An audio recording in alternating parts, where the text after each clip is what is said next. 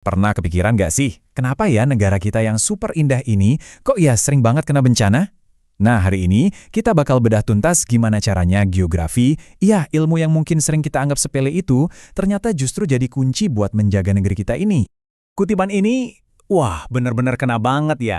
Inilah esensi hidup di Indonesia. Di satu sisi, kita punya anugerah keindahan yang luar biasa. Tapi, di sisi lain, kita juga hidup di atas panggung alam yang bisa bergejolak kapan saja. Nah, dualitas inilah yang jadi inti pembahasan kita. Oke, sekarang kita masuk lebih dalam soal dualitas ini.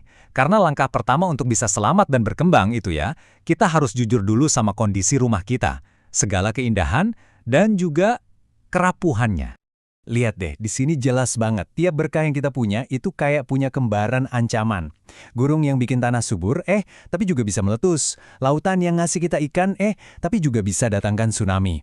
Ini bukan buat bikin pesimis ya, sama sekali bukan. Ini soal realisme. Justru dari sini, dari pemahaman ini, ketangguhan kita bisa dimulai. Nah ini nih yang jadi pertanyaan besarnya. Mau jadi bangsa yang cuma pasrah nunggu nasib? Atau kita mau jadi bangsa yang proaktif, yang siapin generasi penerus kita dengan ilmu, khususnya geografi, buat menghadapi tantangan ke depan? Jawabannya ada di kita semua. Tapi, ya gitu deh. Ironisnya, senjata paling ampuh yang kita punya ini sering banget kita cuekin. Kenapa? Karena ada musuh yang nggak kelihatan. Cara pandang kita yang udah usang soal geografi. Coba ingat-ingat lagi deh, waktu sekolah dulu. Disuruh ngapalin nama ibu kota, nama gunung, kan? Nah, cara pandang kayak gitu tuh yang harus kita dobrak. Geografi yang sekarang itu bukan lagi soal hafalan mati. Ini tuh ilmu yang hidup. Ilmu yang ngejelasin kenapa Jakarta banjir, gimana sawit bisa ngaruh ke iklim, dan yang paling penting, di mana kita sebaiknya bangun rumah biar aman. Nah, ini nih, kadang-kadang kita tuh kayak gini. Di permukaan kita semangat banget go green, tanam pohon, bikin slogan-slogan keren. Tapi kalau nggak ada dasarnya, ya masalahnya tetap aja numpuk di bawah. Kesadaran kita tuh seringkali cuma di kulitnya aja, nggak sampai ke akar masalahnya. Slogan-slogan kayak go green atau save our earth itu penting loh buat bakar semangat, tapi itu aja nggak cukup buat bertindak. Nah, disinilah geografi masuk. Geografi ngasih kita ilmunya, ngasih jawaban kenapa sungai di kota kita kotor, dan gimana cara paling efektif buat nanganinnya, yang spesifik buat kondisi di tempat kita. Jadi bukan cuma omong doang. Oke, jadi lupain deh geografi sebagai pelajaran hafalan yang ngebosenin. Anggap aja ini adalah ilmu bertahan hidup di zaman sekarang. Dan ilmu ini ditopang sama dua pilar utama. Pilar yang pertama, kesadaran lingkungan. Simpelnya sadar kalau apa yang kita lakuin ke alam bakal balik lagi ke kita. Terus pilar kedua, ini penting banget, mitigasi bencana. Ini soal mengubah pola pikir dari yang tadinya panik pas kejadian, jadi siap sedia sebelum kejadian.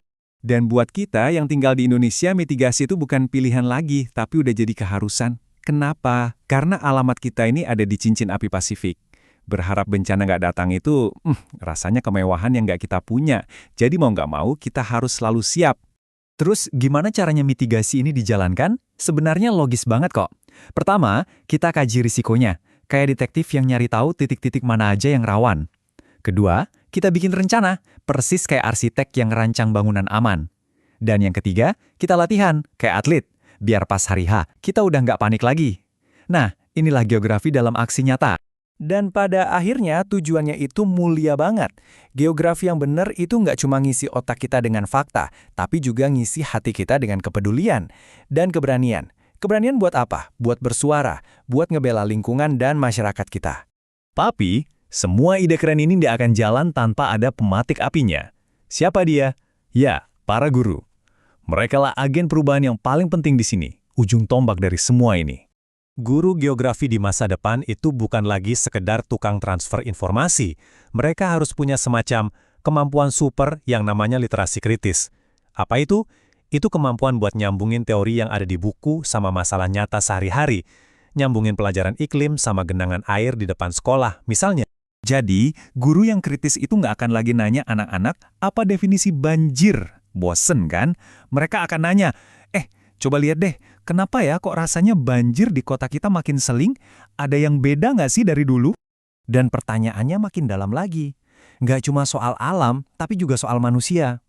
Terus, siapa sih yang paling kena dampaknya? Kenapa kok kayaknya selalu orang-orang di wilayah itu aja yang jadi korban?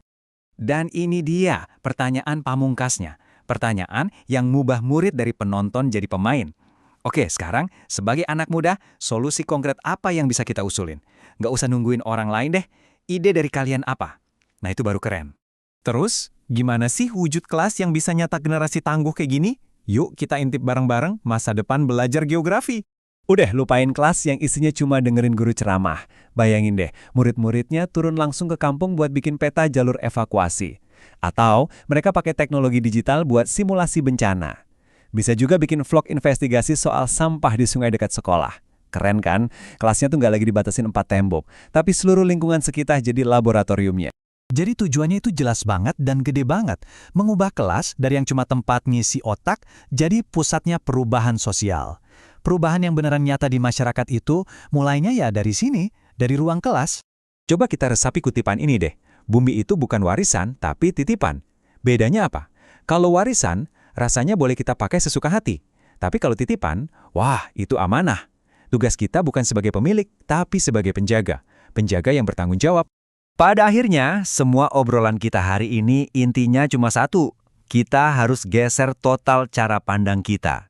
Jadi udah bukan zamannya lagi nanya, geografi itu apa sih? Pertanyaan yang jauh lebih penting sekarang adalah, dengan geografi kita bisa berbuat apa? Dengan ilmu ini, apa yang bisa kita lakuin buat Indonesia? Nah, jawabannya ada di tangan kita masing-masing.